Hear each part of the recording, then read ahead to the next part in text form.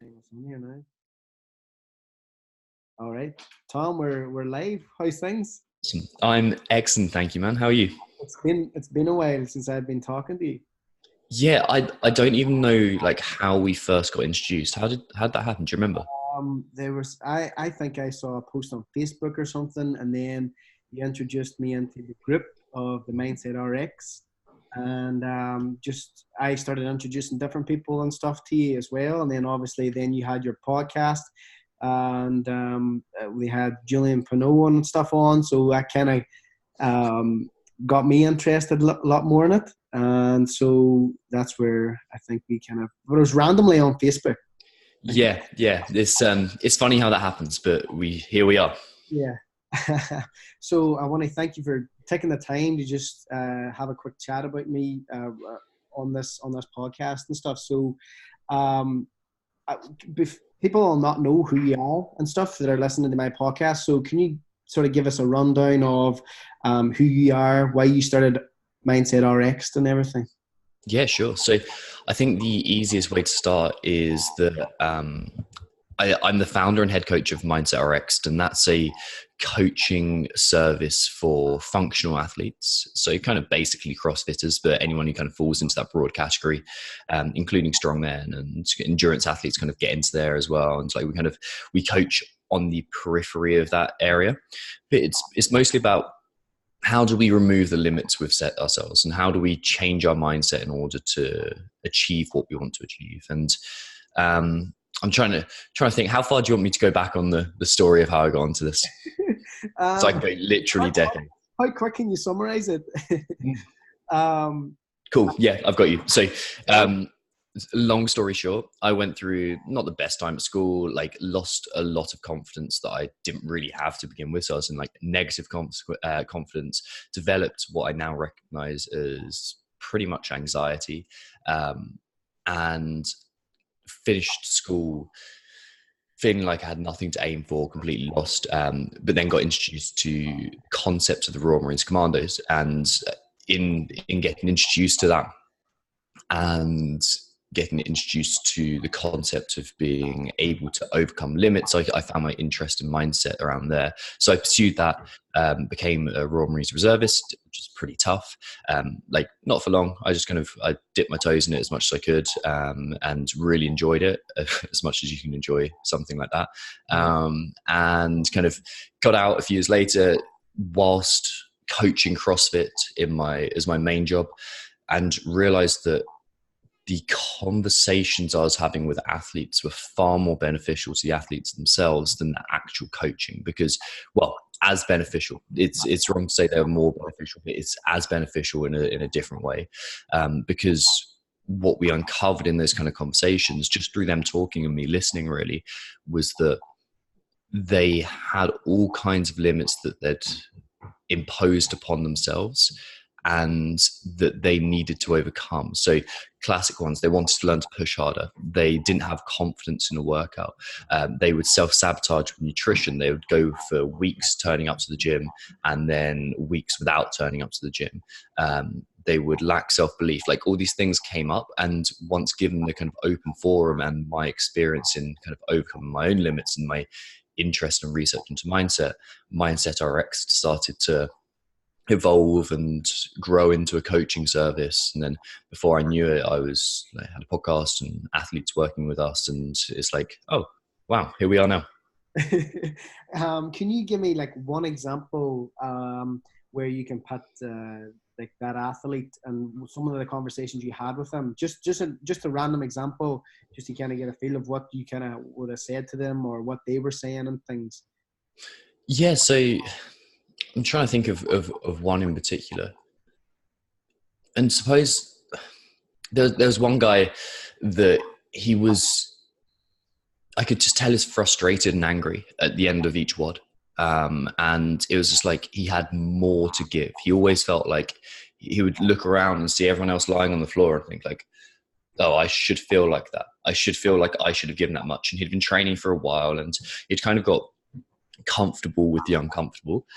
And most of the time, athletes actually know the answers themselves. It's about uncovering that answer from speaking to them. So he, over time, was able to, especially in the first real conversation, he was over time, he was able to realize that, oh, I need to, and this comes back to our kind of slogan, embrace hardship. I need to be willing to go towards that hardship. I need to be willing to find those new levels of discomfort and embrace them, as opposed to shying away from them. Because as athletes, we get comfortable doing what has got us results, and that only gets us so far. And then we need to continually go into the unknown in order to progress forwards. And is that kind of conversations. There's no real, like I said, this thing, and this thing changed him, because and I'm sure we'll get into this, subconscious stories take a while to rewrite. And that requires you to look at new evidence, and it requires you to look at new examples of like the stories that are there. So it takes time. There's no like one, I wish there was, because I'd be the richest man in the world if I could just say, here's the thing. But it's an individual thing, and it's, sorry. How much of it is it being honest with yourself? Because I remember one guy, I had a conversation with this guy one time, and he was saying, well, how's your training going? And I says, oh, well, I haven't been in a couple of days. And he said, well, why haven't you been? He was thinking I was going to say, oh, well, this and this on. But I just says, no, I'm just being lazy. And he had nothing to say, he had nothing to say to it. He says, oh, well, that's very true and honest of you. Like, you need a lot of honesty, I think, whenever you self-reflect. Would that be one of the things that you kind of look for people, or trying to coach other people? Or oh yeah, 100%. And your word there, truth, is exactly it. And it's my personal belief that if we act in truth to how the world actually is, then we can progress. Every time we lie to ourselves, or we believe something that society has put forth as true that isn't actually true, that we interact with the world in a slightly wrong way. So whether that's training, and you don't push as hard as you could, or you see obstacles where there aren't any, or whether it's life in general, every time you act untruthfully, you are acting inappropriately to the world. So what we need to really do is learn to see the world as it actually is. And that starts, like you said, like by looking at our own narratives and looking through the things that we're saying to ourselves, in order to kind of uncover our own layers of BS, and kind of realize that we are not telling the truth always, because we're maybe playing it safe. I'm sorry if you can hear a child crying. It's not mine. Or not that I know of anyway. It's all good. So how long is, just take it back to Mindset Rx, how long has it been now since you started it then? Well, it started as the Alpha movement when I was coaching. It's basically coaching guys how to get more confidence. And I realized that, that was kind of interesting. Am I allowed to swear on this? Go ahead, be authentic. Cool. So I was like, how to be a real man. I suppose that's what I was coaching. And then it was just like, be confident without being a dick. Like, that's pretty much it. And then I was like, okay, we solved that problem. Now what do we move on to? And I realized that I had like two areas of main interest in my life, which was mindset and CrossFit. Like, those are the two things that I was doing. And in the middle of those, I saw CrossFit as a brilliant way to push past your own limits, and like watching this evolution of individuals, because I saw that who you are on the gym floor is like a representation of who you are in the rest of your life too. So if you're shy and unreserved and you don't approach the unknown as you should, like that comes out on the floor. You see people holding back. You see people similarly going out too fast, too aggressively, and then it kind of translates into the rest of their life, that they overcommit to things. And like, so what I saw was an opportunity to not only improve athletic performance, but improve all-round performance in life too. So that was 3 years ago that I made that switch, somewhere around there. Okay. So it's kind of, and it's developed across that time as well and stuff. You've fine-tuned, you've brought on more coaches as well. So it's not something that's just plucked out of thin air, and this stuff actually works. Like, you've helped. Yeah. There's and what's really cool about it is it's not just elite athletes that we work with. Like I suppose our most, in air quotes, famous, whatever that word means, athlete is Brent. So obviously he's finished second and fourth at CrossFit Games. He's going to be in there for the fourth year in the row. Like he's doing very, very well, but like helping him finish higher on the podium is super important to us. And it's super important for him, obviously. But what's just as important is the fact that, okay, there's so-and-so who's right at the beginning of her journey and she finds herself self-sabotaging with nutrition. She can't find the self-belief to drop the body fat percentage that she wants to, like something like that. That's just as important to us. And because it's about the individual, not podiums. Like I don't care really where you finish on a podium. I care about, did you reach your peak expression? Did you show the best version of yourself? So that's where we are. Yes. Okay. Awesome. The main question I have, I've been doing podcasts now this is only like number 8, so it's been very short. Okay. But I've been talking to strongmen. I've been talking to CrossFit athletes, and I've been asking them, so why are you doing this? Why are you competing? Why are you pushing yourself to this level? And nobody can sort of put their finger on one thing. And I don't know if it's them being totally honest with me and kind of, they don't want to tell me, or they just don't really know. Have you ever come across that? And what's your thoughts on that sort of? Yeah, so let me ask you one more question with that, or like flip the question back. What kind of things have they been coming up with? What kind of things have they been saying? Do you remember? I remember the strongman, Turkey. He just says, "Well, I don't really know. I can't tell you just one thing. I love the training. He just loves what he's doing. It's not, I don't think it's, he never mentioned about, really wanted to, well, he has broken deadlift records, and maybe that's a motivation as well. But, I mean, there was nothing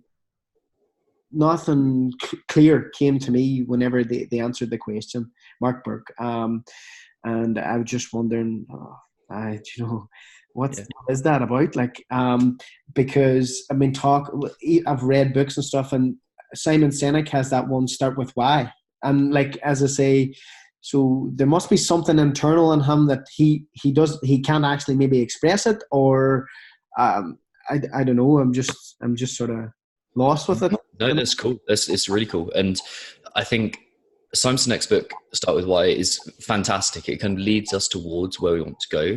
I think there's one more layer. So for anyone who hasn't read the book, it starts with, like, most people focus on what they should be doing.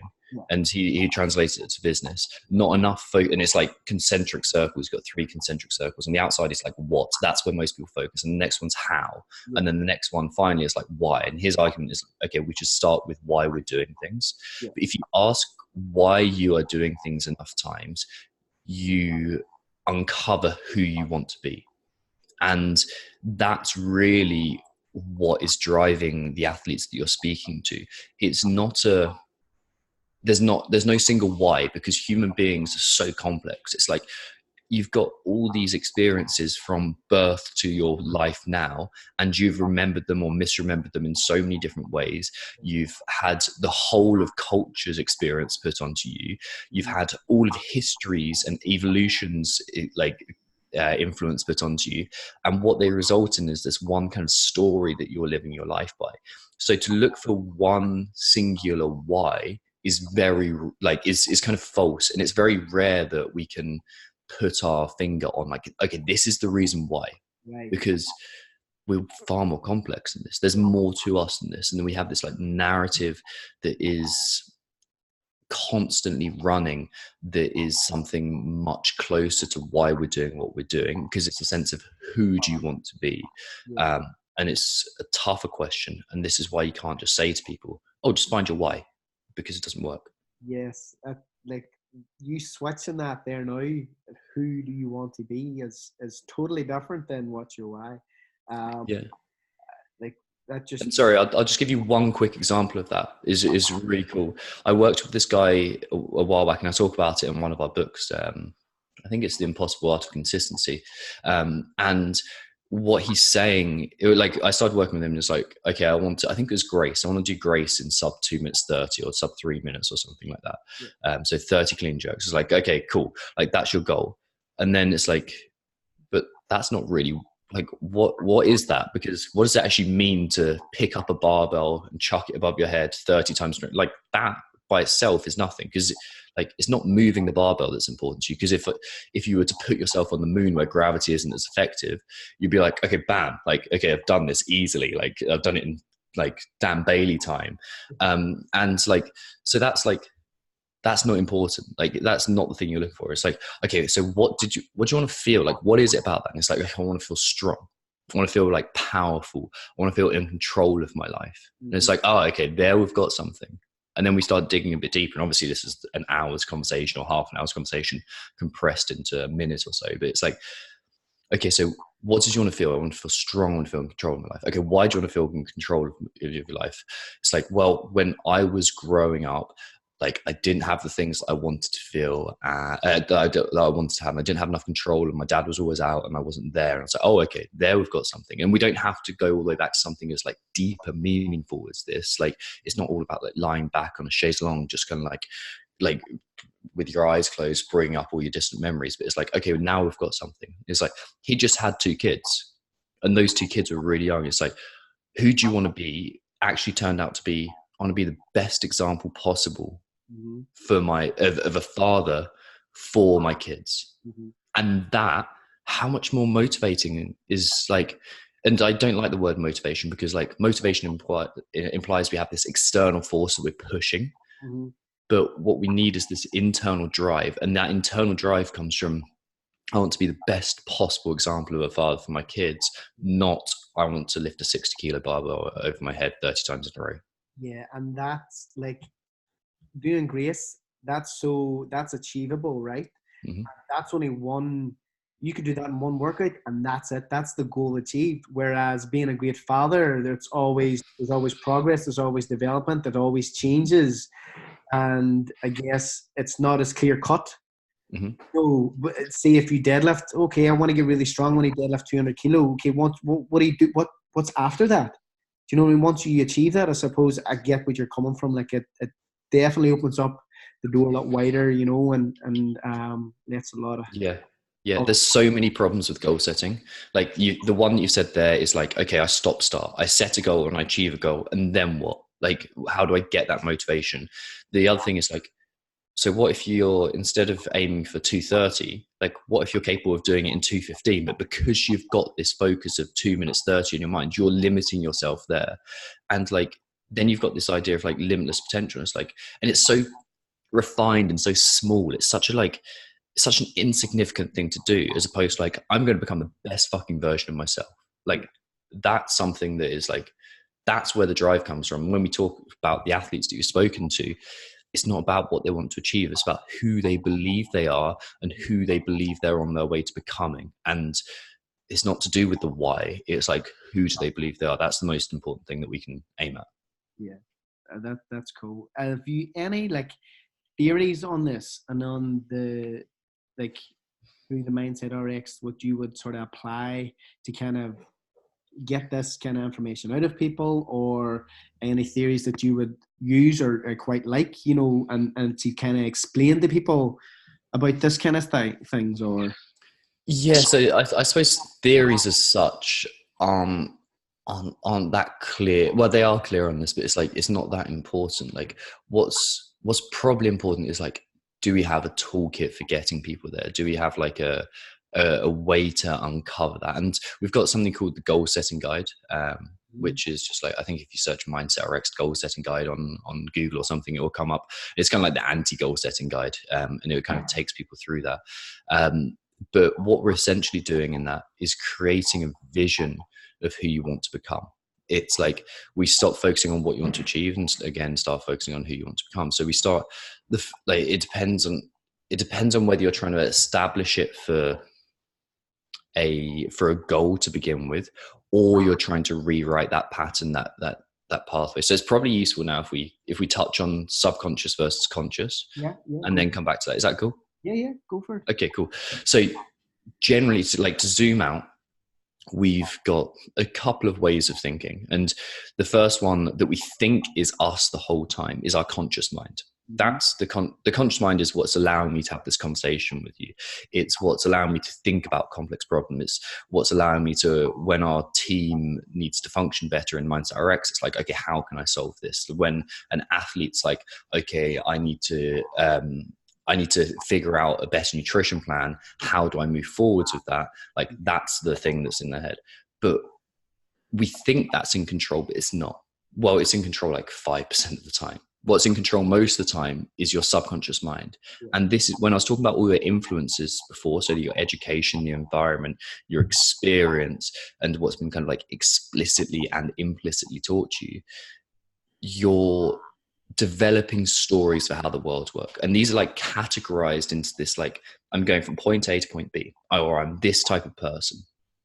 And within that, it's very easy to place yourself, because like human beings love stories, right? Like we love stories, because why else would we spend how much we spend on books every year? Why else would we go and sit in a dark room with 100 other strangers and watch a film about something that doesn't even make sense, like Harry Potter? Because it's like, we love the story. It's like, oh yeah, there's a boy who's a wizard, but he didn't know it, and he lives in a magical castle, and there's a dragon underneath. It's like, that doesn't make sense, but because it's a story, we attach to it, and because there's deeper meaning behind it, we attach to it too. Like, there's hero mythology, and we put ourselves in that kind of reference, but that's beside the point. We're living through a story. We're living through this, like, I am this type of person, I'm on this kind of way. And most of these stories are very much subconscious. They're hidden beneath this conscious babble, and we're acting out their behaviors without any kind of thought. So a great example right now, I'm not just having a conversation with you, like I'm doing this consciously, but subconsciously I'm not only figuring out how to stand, but I'm probably looking for threats too. Like, we're living in Canada at the moment, so I'm probably like, some part of me is thinking, what if a fucking bear walks past the window? Like, and there's a door there, there's a threat there. So I'm processing that subconsciously. And I'm not just processing this game, I'm like this conversation, which could be like a game. I'm processing like, okay, what's best for my relationship with Harriet? What's best for my girlfriend? What's best for the growth of my business? What's best for you, Seamus? Like, what's best? Like, so I'm playing all these games, and I'm doing most of that subconsciously. And we have to have that subconscious mind, because, well, think how overwhelming that would be. Like, it would be utterly terrifying. So we develop these subconscious stories just to simplify the world, just to make it predictable, to make it easy, to make it like functional, and to make it known, like to make it understandable, because otherwise the world would be completely terrifying. They'd be in chaos. Exactly. And that word chaos is exactly what it would be. Like, so yeah. That's why it's called black, and yellow, white is white, and orange is orange, and that's a table. I think that's why men have created, or not men and women have created, like, language to make understanding and of things, and name things as to what it is. What do you think? Would you agree with that, or just a great understanding and like security and where we're at? You know? Yes. So that's really cool, and I love what you said there, because when we're using, like, this is just a sidetrack, this is where my geeky mind goes. When we're thinking about like labeling something a chair, we're not actually thinking, okay, it's got 4 legs and it's got a back and it's got somewhere to put my ass on. It's like my feet are kind of connected to the floor. We're thinking about its meaning. It's like, it's something to sit on, because a rock is also a chair. A bench is also a chair. Like, the floor can also be a chair if I want it to be. So it's like, we're looking at the meaning behind it. So we're not actually processing the shape of the object, we're processing the meaning behind it. So yeah, that's just sidetrack there. I know, it's all good. If we go off tangents, it's all good. It's you know what I mean? So, like, you have the conscious and unconscious, but I guess like I've seen in the email that we had, you have that quote by Viktor Frankl, and I know they did the research and they came up with the stimulus response theory. And I guess I'm actually reading the book now, 7 Habits of Highly Effective People. And in that book, they mention that theory of his, but they say they take it one step further, and in between the stimulus and the response, as a human being, we have choice. And so not everyone would some people may not have that same conscious awareness that they can control maybe anger, or if someone says something to them, that they can just brush it off and sort of pick their battles, we'll say. But do you feel that it can be learned? That is that right in what I'm saying? That you're not going to be, because there is this certain stimulus, that you're going to react. We'll say CrossFit. I give you an example of someone's 3 reps ahead, and other athletes would maybe react to that and pick up the pace, and other athletes would just stick to their game basically, and that would be their choice to do that. So is that something that you? So yeah, there's a bunch of stuff in here. There's like a few points to pick out. I think probably the best thing to say to start with is like, what we're talking about when we talk about the space between stimulus and response and your ability to choose the outcome is essentially awareness. And we've got to cultivate that awareness, and we've got to be aware of our actions at any time.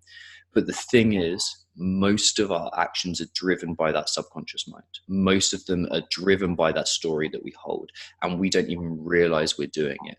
So what we need to do is increase that awareness until we see why we're doing the things we're doing and who we believe we are. So like, if you believe you're a loser, then it doesn't matter how much choice you try and make. You're not in the middle of a WOD. You're not going to be able to push to that point because you believe you are a loser. Okay. And what needs to happen there is a rewriting of that narrative, or the dropping of that narrative. So story, narrative, belief structure, all the same thing. Like, if I believe that I am never going to become the person that I want to do, then I'm not going to do the things that allow me to become the person I want to be. Like, that's just a fact. You cannot do. You only ever operate within your belief system. So what needs to happen is not only an increase of awareness, which is really important. So you have the opportunity to theoretically choose, and like, we can get into free will and whether we've even got free will and we've got the ability to choose or not. That's like a tangent, but probably not for today. We can like, can we choose our outcome? That's essentially what we're trying to do. And like, we've got that awareness, we can focus on like, okay, I've got this moment, the space between stimulus and response, or we can focus on how can we program our mind so that we subconsciously carry out the actions that we want to carry out, and like essentially go from not believing I'm capable to believing I'm capable. And when you do that, the athletic performance just changes. You don't have to worry about pushing hard in a WOD because you just automatically do it. You don't have to worry about forcing yourself to be consistent because, just like your athletes you've spoken to, they just do the work in their nutrition. They do their mobility. It's not something that is a forced thing for them. Sure, they may not like doing it for like at the time, but they do it anyway because it's in line with their subconscious belief. Yeah. And I guess it's at that point, whenever it gets to that stage, it's almost habitual because they've done it so many times. It's just repeated, and it's just like normal. Yeah, exactly. Habitual, like, do you know what I'm saying? It's like they've done grace so many times, like it's just 3, 2, 1, go. Do you know what I mean? It's, or they've on a Sunday they prep 3 days of meals. That's just what they do. It's, you know. So do you reckon that like it obviously can be improved upon, the conscious mind to take control of that subconscious? Or am I wrong in saying that? Am I, am I taking that out of context with regards to the unconscious and conscious mind? Does that make sense, what I've said, or not? So you're around the right area, like you're around the right area, but imagine trying to be conscious of everything you're doing right now. So not even like, okay, we're having a conversation and I'm in my kitchen and you're wherever you are, and you're kind of like, you're sat there and we're having a conversation. This is fairly simple as much as it goes. Like, forget that, like, I'm standing up and I'm thinking about what I'm trying to say and I'm processing all my beliefs and like I'm making sure something, like, forget that. Imagine just walking down the street. Like, so there's a place in Vancouver called Gastown, and near Gastown it is full of heroin addicts and people who are in a really awful place. And you walk through there and you are not you're processing a lot of information subconsciously because you're thinking, shit, got to keep an eye on my wallet. I've got to keep an eye on my keys. I've got to make sure that everyone's okay. I've got to like have that humanitarian thing. I've got to make sure I'm not standing on needles. I make sure and I've got this threat appearing from everywhere. I'm not thinking about it consciously because otherwise I'll just sit down and cry. Like there's too much information. Like you said, chaos. The world is chaos, and like we can't be consciously aware of everything we're doing because we're not only doing that. I'm not only walking through Gastown. I'm thinking about, okay, where do I want Mindset Rx'd to go? How's my training going to go? How's like this, and like even in a WOD, it's like, okay, I'm not only focusing on like lifting this barbell up. I'm thinking about like, do I want to be safe in the future? Am I going to injure myself so I can look after my kids? Am I going to completely wipe myself up? So we've got all of these kind of things going through our heads. So to try and be consciously aware of everything that we do is impossible. What's much more useful is to rewrite this script that we operate from. And in the same way that our computers, or if you're using a phone or whatever, they have these scripts running, they have algorithms running, they have programs where it's like, okay, this is running. When this happens, this happens. And there's no thinking between it. It's just like, bam, bam, this happens, this happens.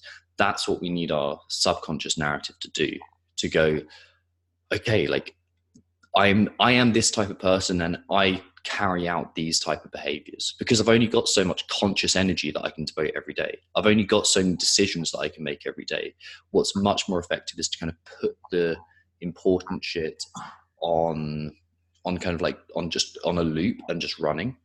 For example, like I'm going to turn up, I'm going to prep my meals, I'm going to train hard, I'm going to hydrate, I'm going to take my supplements, without even thinking. That's the way to become successful, not to force yourself to become successful. And like, I suppose one of the big things within CrossFit and physical cultures, and actually the Western society is in our model, is we think about forcing.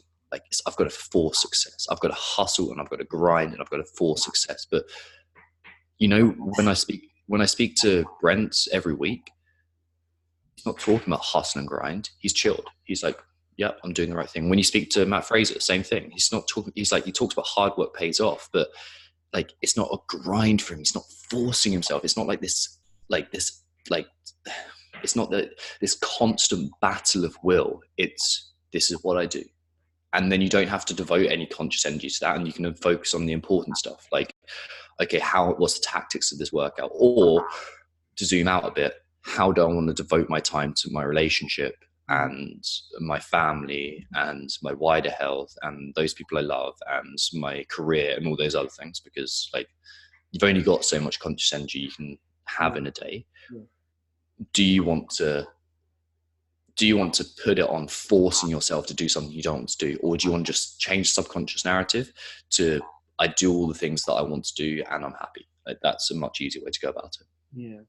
And do you think that people like Brent have just a great way of breaking things down, so they only have to concentrate maybe on those 2 or 3 things so that they're not kind of overwhelmed with everything else? Or do you think stuff like that helps? Or what do you think that those guys have worked on to improve on all those habits and stuff? Do you know what I mean? Yeah, sure. So like, to use Brent as an example, and obviously I'm not going to go too much into like his personal life and stuff. Yeah, 100%.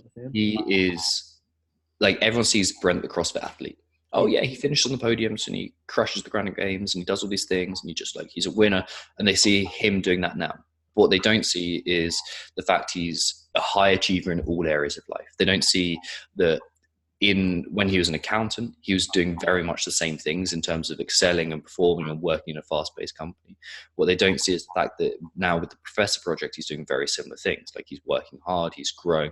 They don't see that when he was playing volleyball at school or at college, he was a fantastic volleyball player, and they don't see what's gone into like developing that, which was a coach who focused a lot on mindset, and he had one that like he worked with sports psychologists, and he's and they don't see his relationship with his parents who have helped him become. They don't see like all these things that have gone into building him and building his personality.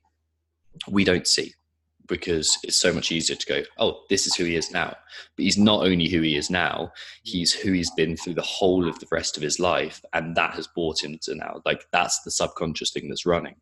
So he's got that, like, he's not thinking about much that he does. He just does it.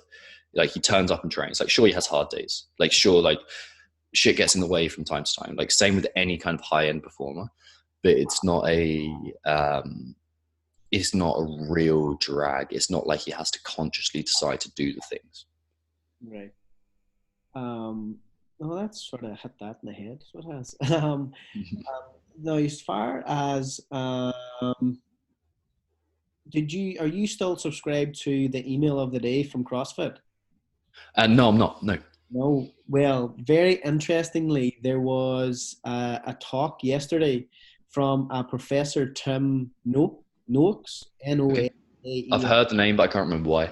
Yeah, he did a talk for CrossFit, and it was on character, self-belief, and the search for perfection. Mm-hmm. And he's from South Africa, but I think his parents are from the UK or something like that. But he actually coached a rugby team back in South Africa, and they were like the worst rugby team, and there was this college team, and they had this self-fulfilled prophecy at the start of the year. He changed their mindset, and they had this one game that in the last 5 minutes they scored like 20 something points or something. I can't remember the actual score. I think it might have been 23 points, but there was a guy on the team who, I forget what he said. Oh, I hear it here. He brought everyone together. There was a couple of guys went off an injury, and he tells them, I can't tell you or explain to you why, but I know that we are going to win this game. Something has just told me that we are going to win, and it doesn't matter if you believe in God or not, but I promise you a miracle is going to happen now. Boys, you have to believe. But believe with your whole heart, and we are going to win here, and I promise you we will. A miracle is going to happen now, but you have to believe. And that was in the 74th minute of this final.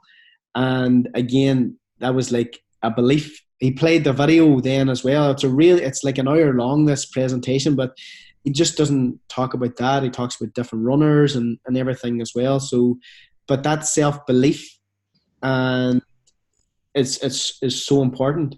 Mm-hmm. And I believe like a lot of people, they don't have that belief. They don't have that. I don't know. It could be from childhood, as I guess, something their mum or dad said or whatever. But self-belief, I think, is something people they need to kind of delve deeper into themselves and have more belief. And maybe if they start a business, maybe it's nothing to do with exercise, but I just believe that is something that's really important. Like the confidence for me as well. I'm just going to talk from a personal point of view. Like I never would have thought 6-10 years ago that I would have been taking a spin class or a circuit class or a CrossFit class. I just didn't have that confidence. I didn't have that belief. I'm not the same person I was. But is there anything that you see in people, any stories that you have for people that have come from sort of similar backgrounds like that, no self-belief, and kind of changed right round? Or yeah, absolutely. So if we zoom out again, well, actually, we'll start off by saying self-belief is essentially a narrative. So we've got to change the narrative. We've got to change what you believe about yourself. Like, I don't believe I'm good enough, or I do believe I'm good enough. That's essentially what we're talking about. If we then stay with me for a bit, like, imagine you got someone who's terrified of heights. Okay, like some people are so terrified of heights that if I got, like you must have seen it in a gym. People stand on top of a plyo box and they're worried and they're anxious. Well, some people like stand on top of the plyo box and they're terrified because what they see is them falling down and they're going to die. Like that's what people see. Like they see this like, I am going to die mentality. And like, that's I kind of get that. Like it may not be heights for you, but it might be needles, it might be snakes, it might be elevators, it might be failure, it might be like your mother being disappointed in you. It could be all these things. These could disappoint you, but you might be scared of one thing. If they're scared of standing on a box or heights as a whole, what you do is you say, okay, first thing, we're going to get you to stand on this weights plate. Stand up there until you're bored of it, until you're looking around and going, I've got this. Like I can now do this weights plate. And then maybe 2 weeks later, you bring them into what's a very safe environment again. You give them the permission to leave whenever they want. They don't have to be there. They can stop and they can get down whenever they want, and maybe put them on a ply box. And they look around and they go, they're terrified to begin with, like terrified. And then they're like, oh shit, I can do this. And then they look around and they step down. Maybe you get them to step up, step down, and they get comfortable with it. They understand it. Then what you do is you build this up over and over and over and over again until they're not standing on a ply box, they're standing on top of a wall. And they're not standing on a wall, they're going rock climbing. And they're not just going rock climbing, they go skydiving. And they build up and build up and build up and build up and build up. And it's not that they find out that standing on a box isn't less terrifying than they thought it was. It's that they find out they're stronger than they ever believed possible. And they find out that they are more determined and they have more self-belief, if we're going to come back to that example, than we ever believed possible. So we're rewriting the narrative, by the way, of I am this type of person to I am a strong, determined, brave, courageous person. And it's like, that's more powerful. And just saying, like, so I know we're going to get to this in the point, but like, just saying I am brave, I am strong, repeating a mantra over and over again, changing the language, that doesn't mean shit, because the subconscious narrative is saying you're scared and you're going to die. Okay. Like, no amount of positive affirmation is going to be, and like, this is why I can't stand the coaches who just change your language. It's like, okay, that's a small part of it. The language isn't just a way to shape your beliefs.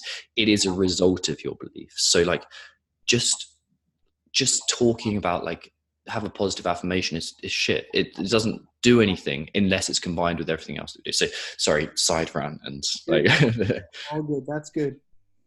So where was I? Yeah. So self-belief. Okay. So, can you give me an example of like something you reckon people are scared of? Something you think people are like, don't have enough self-belief to achieve? Bungee jump. Okay, a bungee jump. What about something in CrossFit? In CrossFit? Oh, well, handstand push-up. Okay, nice. Cool, so that's a nice one.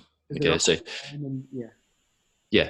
So you don't start them out going, okay, I'm going to kick you up against the wall, I'm going to hold your feet and then get you upside down. You're terrified and you're going to drop onto your head because you don't have the self-support. Like, what you do is you slowly build them up. So it's like, okay, you're going to have your feet again, like exactly the same example. You're going to have your feet on a weights plate, and then it's 2 weights plates. And then it's like, okay, on box, and you tip them up slowly and slowly and slowly and slowly.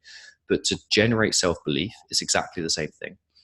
It's, I'm going to prove to myself that I am capable of becoming the person that I want to become by small voluntary exposure to the unknown, to chaos, like you used earlier.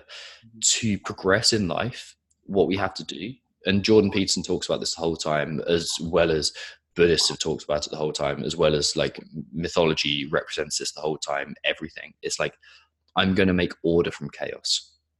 That's what I'm going to do. I'm going to structure, I'm going to learn to understand this chaos. So small, voluntary, repeated exposure to the unknown is how we find out that we're stronger. And what we do is we expose ourselves to it. We expose ourselves to the risks. We see that we don't die, and we check our wins. Like the AMWAP, I talk about AMWAPs the whole time. So as many wins as possible.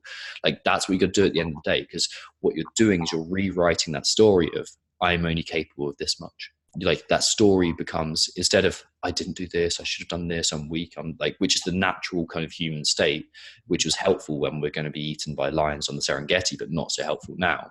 It's like, okay, you know what I did do today? I hydrated well. It's like, fuck, that's a huge win.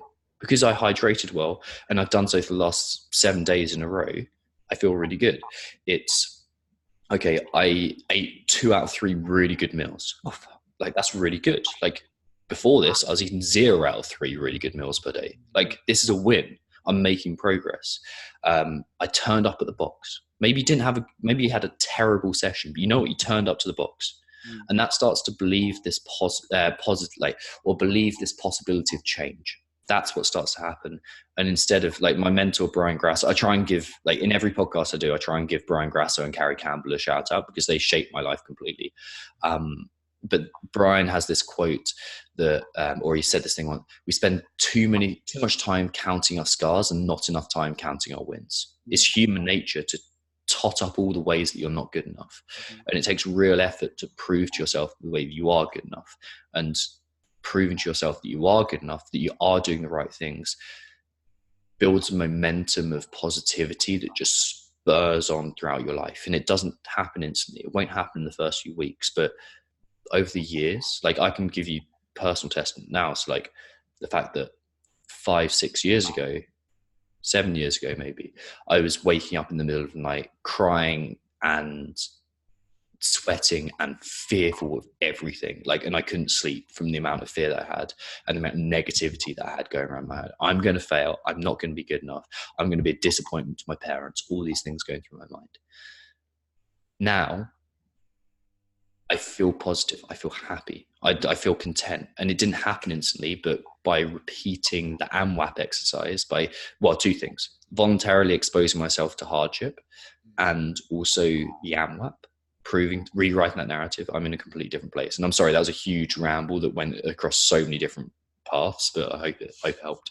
Can I give sort of 3 things in my head? I made a couple of notes there, but what do you think? Do you want, if it's all right to me asking you, you don't have to go on it, it's a personal thing. What was it that maybe caused you to, I know you were saying about your parents and you wanted to do well for them and different things, but can you go into more detail of what maybe caused that more that anxiety and stuff that you had, or that worry? Because, like, if you look in the news and everything today, the newspapers, it's picking on people. They pick on people. It's like they're looking for a negative. They're looking for something to poke at someone. And there's very little positive. Like, I'll use McGregor right now. You see all the bad stuff that he does for him, but he's actually building houses in Dublin and stuff for homeless and stuff. But very little has been said about that. Do you know what I mean? And so, like, all this negative stuff sells. Well, there's 2 ways to build the highest tower in town, and that's either putting the sweat and work of building the highest tower and risking failure, or to knock everyone else's down. And there's 2 ways to make yourself feel good. There's achieve things and become a better person and work on yourself, which is fucking hard, or make everyone else feel shit. So, like, that's unfortunately what a lot of people go to. But sorry, I interrupted. No, it's all good. Do you want to go into anything more? Yeah, sure. Or not? Yeah. You don't have to. Yeah, sure. Yeah. So school for me was pretty terrible. Like, no, it wasn't terrible. Like, that's another example of the story coming out. Like, right? It's like, it was terrible. It was how you maybe looked at it, maybe. Exactly. Yeah. Exactly. It wasn't terrible. I had so many advantages that so few people now get. But I would turn up to school and have the shit kicked out of me, like, most days. I would, like, on the bus on the way there, I'd be bullied and picked on. Hopefully I'd try and keep my head down and get out of the way. It'd be break time, the first break time, and I'd spend my time, I'd run out of the classroom pretty much and try and find somewhere quiet to be away from everyone. I felt social rejection everywhere I went. I felt like I didn't fit in. Like, how many people feel like that? How many CrossFitters feel like that? And then find CrossFit and say, oh, I found my community of people that don't fit in, which is one of the reasons why it's, like, awesome. I found a group of people who don't fit in together. Like, it's cool as fuck. But then, like, lunchtime, exactly the same thing would happen. Like, a few guys would eventually find me, and it'd be like, okay, I'd, like, get kicking, or at least a piss taking. And then on the bus home, I would have to walk past this kid's house who, like, beat the shit out of me. And of course I didn't help myself. Of course I could have changed things, but I didn't know how at the time. So that, combined with being a kid who spent a lot of time by himself, combined to not really serve me in a lot of ways. That was probably the big thing. I mean, sure, there's other stuff, and like probably a lot of it's subconscious, and there's probably a lot of stuff that I'm subconsciously not refusing to bring up right now. But yeah, that was the huge one. So as a result of that, I wasn't willing to put myself in front of people. As a result of that, I wasn't willing to risk failure. And I believed that I was destined for mediocrity. When I looked at so everyone's got that self-belief as a kid, like, oh, I'm going to play professional football. Like, that's my thing. But it's like, when I remember a distinct thing of like feeling like, oh, I remember actually for some reason I was in my bathroom. I remember looking at the towels that we had. I was super young. I was like, I'm never going to do anything important with my life. That's what I felt. Like I felt that. Imagine feeling that at 7. Yeah. And like, yeah, and maybe it was the social structure I was in. Maybe it was like something that my parents unwittingly passed down to me. Like it doesn't really matter as much why, because that's the one thing I found out through working with so many athletes. So we've worked with close to 1,000 athletes now. Yeah. Everyone has their shit. Yeah. Everyone, no matter how many advantages they've been through. And it's like, the other day someone was telling me about something. I was sitting in a cafe. I put this post out like, why did you start training? And I read these things and I was like, these are responses from people, these beautiful, honest responses. Like I was tearing up in this cafe. Everyone must have been looking at me like, what the fuck is going on here? This guy's looking at Facebook and he's crying. Like it must be a dog video or something. Like, but I was like scrolling through it and like these people are just like, everyone's been through so much shit and and if you haven't, it's coming for you at some point. Sorry guys, but it is like hardship's on its way. But it's like everyone has this shit and it's not important how you got there because the past is the past. Yeah. Like it's happened, it's done. What's important is that you know it's possible to drop these stories and move away from them and act as though they weren't there in the first place. Yeah, like you've rewritten it kind of in a way. You're the director, the actor, the everything. You're the producer, so like you're in charge, I suppose, of who you are. The other thing I wanted to say is like from talking as well, it's like facing your fears. Like that's how you actually know who you are. Like if I've so many decisions I've made and it's like I'm afraid to do this thing. And so that's reassured me in a way that I know I'm going the right way. I know that's what I need to do. You know, facing your fear. And it's like there was a book called The Compound Effect, and there's an analogy from Darren Hardy, and he uses the analogy of a dirty glass, and you put it underneath a water faucet, and you turn the water faucet on, and you let the water flow, and eventually the water overflows, and the water eventually over time gets cleaner and cleaner and cleaner because the water, it's like it's corroding the dirt, it's moving the dirt on, and every little bit's coming out every once in a while, and so it's like it's kind of like that. Like what you've done, you've rewritten the story, you've given yourself that clear perspective and cleaned the dirty glass basically, because of all that negativity and stuff. Yeah, that's exactly what people are doing. Like exactly, and it's become almost, people don't follow the advice now because it's become almost cliche. It's like, okay, just get comfortable in the uncomfortable. Just even my t-shirts that say embrace hardship on it. It's like, yeah, I know I should do that, but people don't actually do it. And it's going back to stories and mythology. It's like everywhere around us. They all represent something along the idea of the hero myth, which is the hero myth, whether we're looking at like Mesopotamian creation myths or Christianity, or whether, and by myths, I don't mean not necessarily true before anyone gets offended, but I mean a story that is embedded within our culture, or whether we look at Star Wars, what happens is the hero, which is hopefully you, if you're putting yourself in the middle of the story, is put in a situation where chaos either overwhelms him or he becomes stagnant, and to grow, he has to confront the worst part of himself, to confront the evil part of himself, and to confront the things that keep us safe.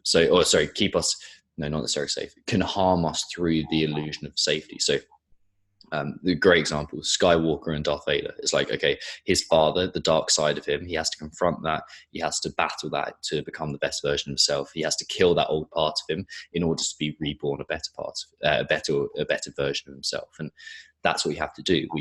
We all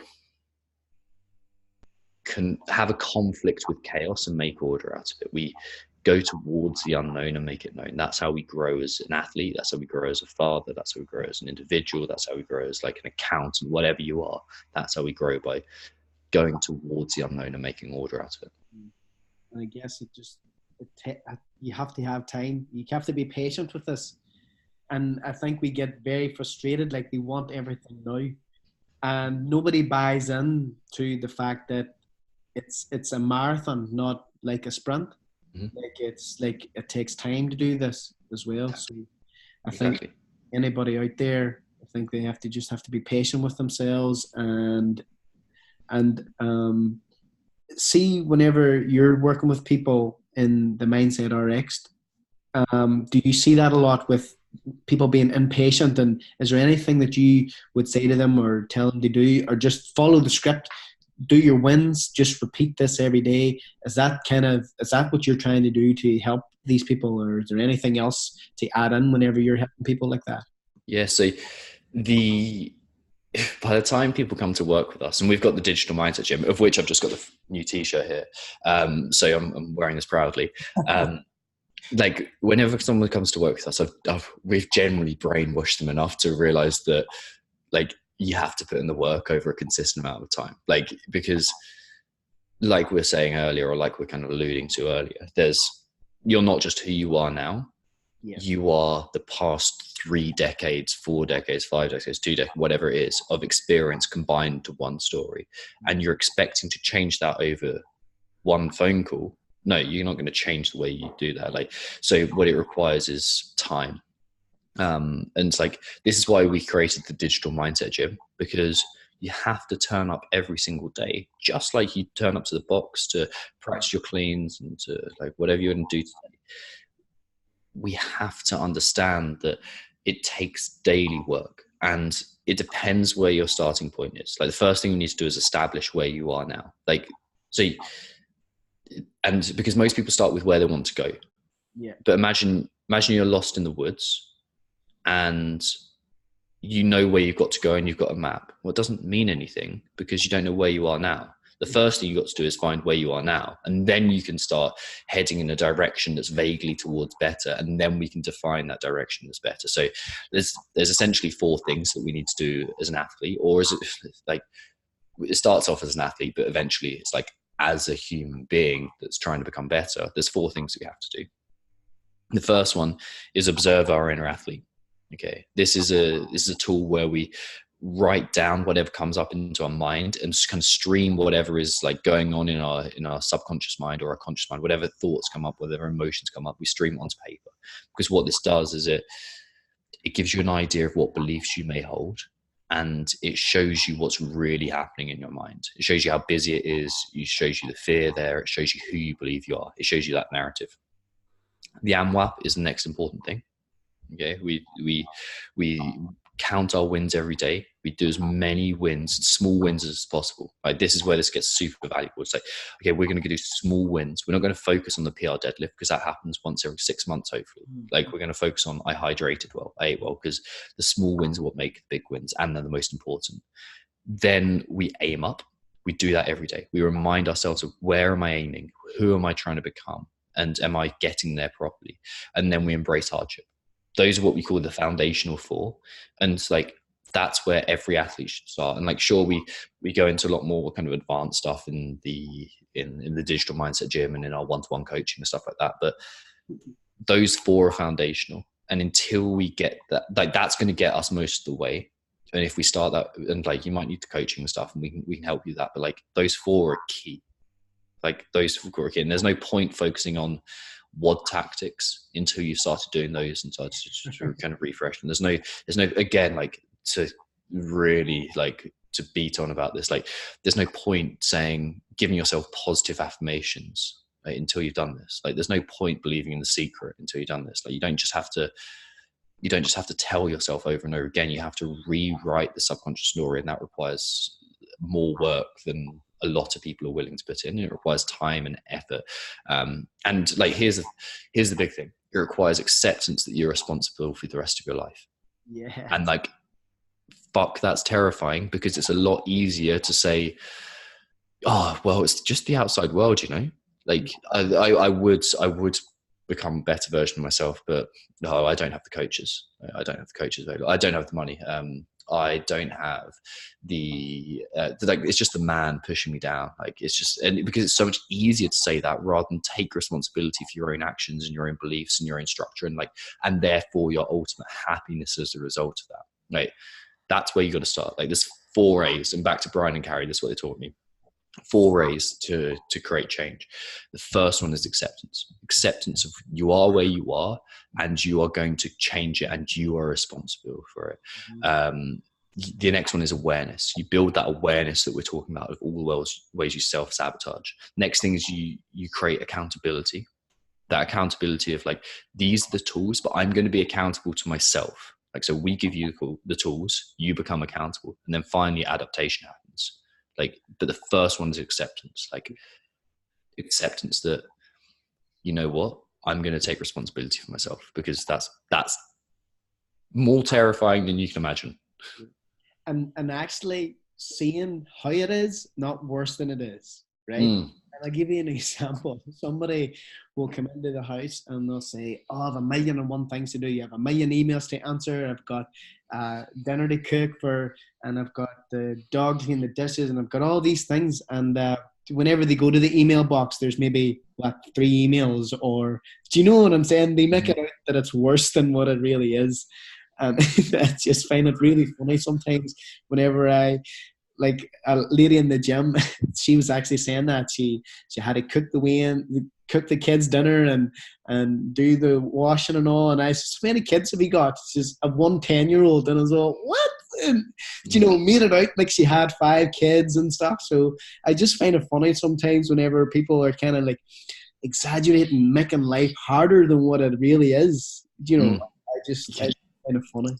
Life is so fucking good. Like, if you're born with most of your cognitive faculties and a pretty much functioning body, you've got it better than everyone else who's lived from 100 years ago to the beginning of history. Like, you've got it better than everyone else. I'd rather be like dirt poor and completely broke today than an aristocrat in like the 1800s, because like, you've got it so good. You've got so many options ahead of you. You've got so much, like, if you've got a phone, if you're listening to this podcast, like, you've got access to every piece of information the world's ever put together in your hand. And everyone's like, oh, just like, the world's so tough, man. Like, it's like, and to get very serious for a second, and to really bring the tone of this podcast down to like a very kind of a dark place, which kind of belies the smiling face. When I was 6 years ago, something like that, I was kind of that person. I was the victim. I had the victim mentality. Yeah, I think we've all got a bit of that in us. Yeah, exactly. And I was like, well, like, so and so's out to get me, and like, this is hard, and like, I can't become successful. All that kind of stuff that a lot of people have going around. And then, and I don't think I've spoken about this on publicly before, but then my brother's wife just unexpectedly died, leaving behind him, of course, but their 2-year-old daughter. And there were no signs of it. She just dropped dead one day. It turns out it was cancer. And for me, that completely shook me up. It seemed like it got me more than it got my brother, although I'm definitely sure it can't be. But like, almost anyone else in the family, apart from my brother, it was just like, it completely wiped me out. But the one positive that I can take from that, like, I was a broken man for months. Like, I just couldn't get my shit together. And the one positive that came away from that was like, I could die tomorrow. Like, I could die right now. Saying goodbye to Harriet this morning on her way to work, like, that could be the last time I ever see her. Like, that kind of thing happens the whole time. And it's like, so that's the reason I write in my journal every single morning, memento mori. It's like, remember you're going to die, remember your own mortality. Because like, life is so fucking good right now. Like it's so good, and we have so much, and like everyone's so, and this isn't their fault because obviously we're all just victims of cultural stories, and like, but at the same time, it's like, be a bit fucking happy. Just be like, appreciate what you've got just a little bit, and like, just see how good you've got life. Gratitude. Like sometimes I don't do it all the time now. I will sit down to a meal, and then usually I'm just like eating really fast, but I've got to the point where now I've got to slow down and enjoy the meal, and just be grateful. And it's just something as simple as that, or a coffee, or whatever the case may be. But it's taken that little bit of time to be grateful. But yeah, I think the world could be a wee bit more positive, as you say. Yeah, I think I've gone almost the other way, whereby like Harriet just wants to talk about something shit that happened in a day. It's like, oh, my boss happened. Like she recently got like the company that she's just started working for out in Canada just folded. So like understandably she's had some stuff to talk about, and she wants to just chat about like some shit thing happened. And I'm just like, oh, you're gonna die. Like, don't worry about it. It's like I've gone too far the other way, where I just dismiss everything with we're gonna die at some point and just be happy. It's all good, man. I think that's a really excellent way just to finish off. Cool. I think, but just to let everyone know where they can maybe find Mindset Rx, get in touch with you, and find more information about what you do, if you want. Yeah, sure. So we've got like, I know most kind of fitness people are on Instagram, and we've just started the Mindset Rx'd page properly, but for the moment, find me, which is Tom Foxley, Foxley. Just like that's my Instagram handle. But the best place to find us is our free Facebook group for athletes, which is called Mindset for Functional Athletes. So Mindset for Functional Athletes. I say that too quickly the whole time, and I speak too quickly anyway, but enjoyable listening on the podcast. So Mindset for Functional Athletes is a free Facebook group. It is a real community. Like when I say Facebook group, it makes it sound like kind of cheesy, but everyone's really growing there, and like everyone in there has taken accountability or is in the process of taking accountability for themselves and taking responsibility and taking ownership of their lives. And I put up kind of free training videos 3-4 times a week. We have discussions about how to move forwards. People support each other. It's a really cool place to be. So Mindset Functional Athletes is probably the best place. And like, yeah, that's where I'd go as your first port of call. And then for people who maybe want to take it a wee bit extra and have a bit of coaching, where's the website for that? Or yeah, so honestly, the best place to go is through that group. But we offer, like, because we've got a website, but it requires me to update it, and we haven't got anyone doing tech at the moment. So there's the moment it's just me just hammering my fist against the keyboard, trying to make sense of it like a chimp. But like we've got two real ways that we coach athletes, or actually we've got three good ways of coaching athletes at the moment that are our main ways. We've got a 21-day challenge, which is just 21 days introduction to what we do, which ultimately is suggesting, like, you know what, come into the Digital Mindset Gym. And Digital Mindset Gym has 2 phases. It has an on-ramp, just like a traditional kind of CrossFit box, which is like, these are the foundations in the last 84 days. And we teach everyone the foundations of mindset work. Like I said, it's a long process because we have to rewrite those patterns. And then that leads into like the main Digital Mindset Gym. It's like just like joining normal classes. And then finally, we have one-to-one coaching, which is I take on a very select number of athletes. Our coaches, Jason and Rachel, they take on a very select number of athletes as well. So it's like the best place to kind of start if you're interested in it is the Digital Mindset Gym, because it's like, it's the best bang for your buck, and like in terms of commitment, and it's a cool place to be. Cool, man. That's awesome. Loads of great information there, and hopefully some people will take you up on that. Nice.